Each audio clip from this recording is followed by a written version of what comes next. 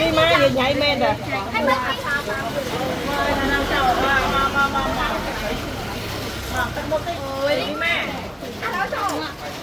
mướm chắc trở ra mướm đi hãy đặt những con không thì đọc pin sang nào một thằng nó hẻm hay lớp đó nó làm nó hẻm nó mũi nằm coi nằm quay nó buồn nó quay phải buồn phải quay phải buồn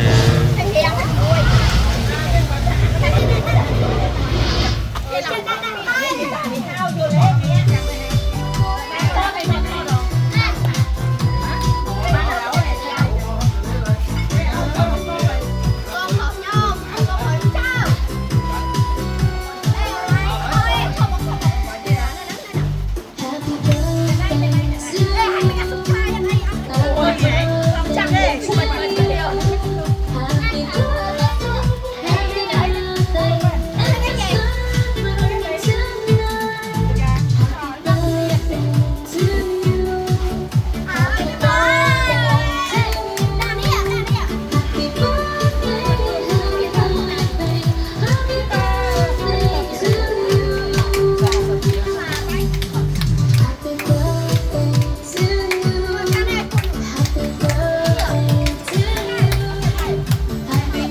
chiên mà mồm